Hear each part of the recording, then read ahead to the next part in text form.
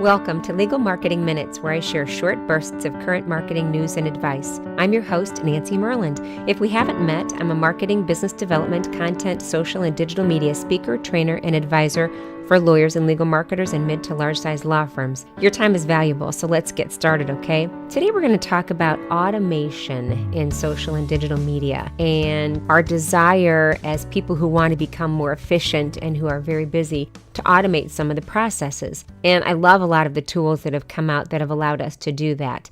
And I am not here to say don't automate, because I think automating can be okay. What concerns me is when I see an emphasis on automating so that you can go completely hands-off inside the social networking sites. And I say networking because I believe that's what they're made for. And what made me start thinking about this is there's a Facebook group of lawyers that I'm a part of. And one of them, and I'm not poking fun at him, I'm just using this as an example for this discussion. But this lawyer asked in the group the other day, what are folks in the group doing and are you getting any benefit? I've been talking with some people about handling my social media for me, but I wonder if there is much of an upside ROI to having several posts a month on social media platforms. And he's asking really about automation or hands off. His question is more about hands-off social media because he wants somebody else to take care of it. And my answer in the group was that,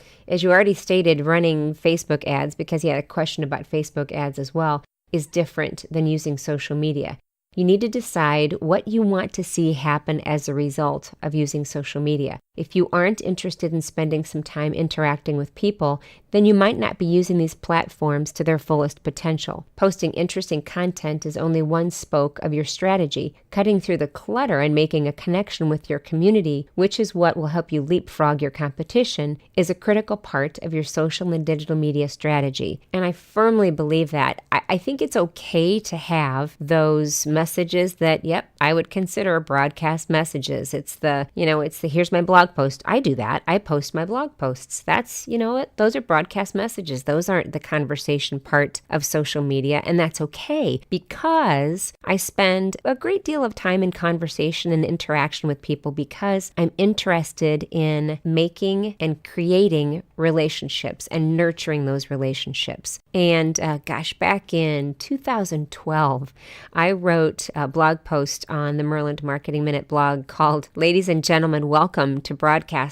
Social Media. So we were beginning to see signs of problems at that point. And my point in that blog post was that I've been around long enough to have witnessed the beauty of advertising on broadcast media when broadcast was all that we had. I cut my teeth in a heavily promotional environment at Time Warner, where I spent about 10 years, just short of 10 years in marketing management. And all the tools that we had were, tools that were radio, TV, direct mail, telemarketing, door-to-door sales, outdoor, which is billboard, special events, and many more tactics really to help send our messages and to supercharge our 52-week-a-year promotional schedule. And I loved it. It was, we made the phone ring by using those kinds of tools, and we were doing our jobs. We knew we were doing our jobs when that happened. And what became disappointing when I wrote this blog post in 2012 is that there was a study that was being done, a post in Marissa McNaughton, community manager for modern media, in a report at that time called the Real-Time Report, just gave me pause, and it got me thinking about how some were using social media. And in Marissa's post from that study, she quoted that remember this is 2012,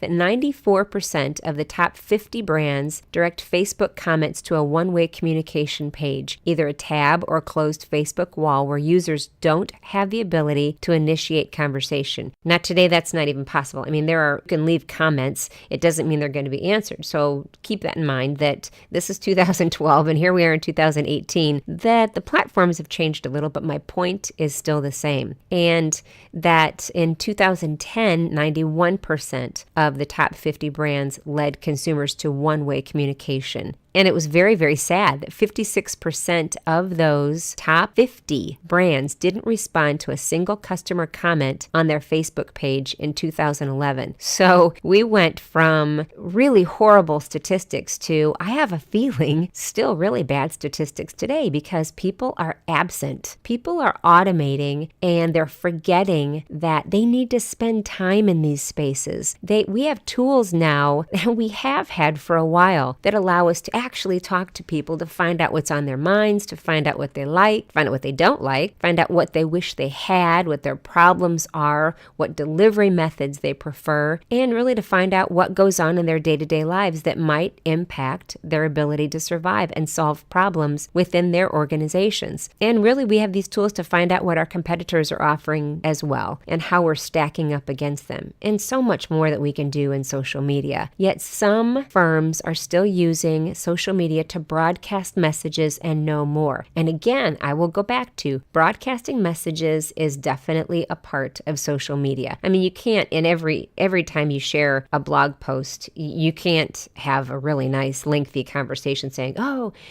gosh, I'm just curious what everybody thinks about this topic. I just wrote about it, on and on and on. I mean, it can become, if you're not really good at that, it can become transparent that you're just trying to beef up a blog post. And it's okay to do that if it comes off in an authentic way. But it's okay to have a few broadcast messages like that. And it's harder on a firm branded social media account to reply to somebody, say if it's on Twitter, and when there's not really a name or a personality behind it, but it can be done. There's no reason why specific lawyers can't even take shifts, whether it's for 15 minutes or 30, and answer or comment on people's, any Twitter activity that you can think of, commenting, retweeting, sharing, just interacting. You see brands do this all the time. And at the end of it, they'll just put a dash Nancy so that somebody knows, oh yeah, that was Amazon, but Amazon wouldn't do this, but it was Nancy from Amazon that was replying. And all of a sudden there's this human behind this brand. So you see, there is a big difference between posting and interacting. And what I continue to see happen is that these platforms are filled with a lot of broadcast messages, and that we continue to get so spoiled by automation and letting those automated platforms, which I think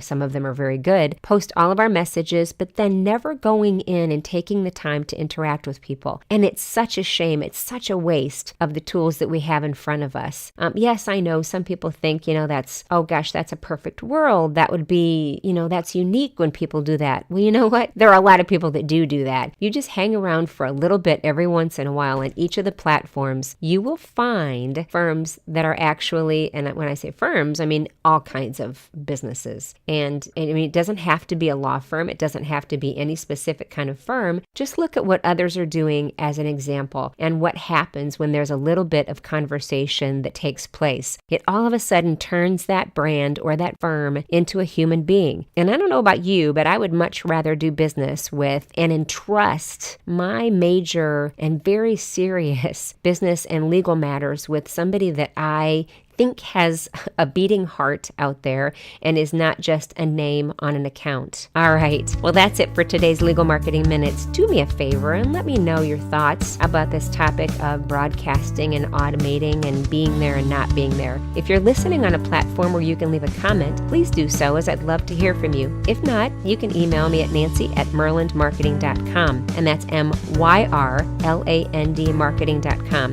Plus, you can always find me on my blog at myrlandmarketing.com.